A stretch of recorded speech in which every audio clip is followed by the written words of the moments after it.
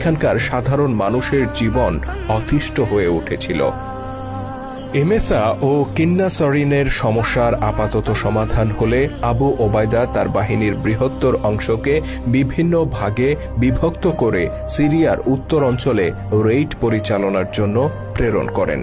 মুসলিম দলগুলো উত্তরে আলেপ্পো পর্যন্ত গমন করে। তারা কিন্নাসরিন জেলাকে বাদ দিয়ে তাদের গমন পথের পার্শ্ববর্তী এলাকাগুলোতে রেইড পরিচালনা করে এবং অসংখ্য বন্দী ও পর্যাপ্ত ধন সম্পদ নিয়ে ইমেসার নিকটবর্তী ক্যাম্পে ফিরে আসে।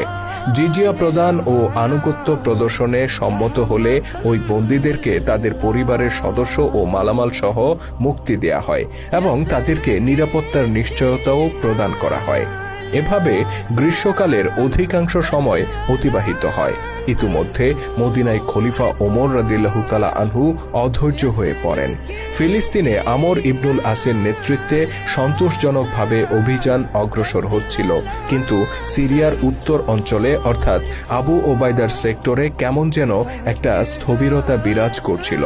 635 খ্রিস্টাব্দের শরতের কোনো এক সময় ওমর রাদিয়াল্লাহু তাআলা আনহু আবু ওবায়দার কাছে পত্র লিখেন। খলিফা তার পত্রে সম্পূর্ণ সিরিয়া বিজয়ের ব্যাপারে মনোযোগী হওয়ার জন্য জেনারেলের প্রতি ইঙ্গিত প্রদান করেন।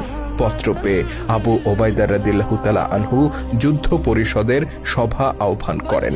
সভায় সিদ্ধান্ত হয় মুসলিম বাহিনী উত্তর দিকে অগ্রসর হয়ে আরও ভূমি দখল করে নেবে।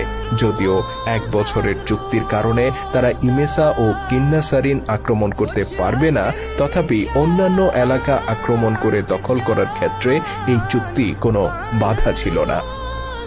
635 খ্রিস্টাব্দের নভেম্বর মাসের প্রথম দিকে মুসলিম বাহিনী ইমেসা হতে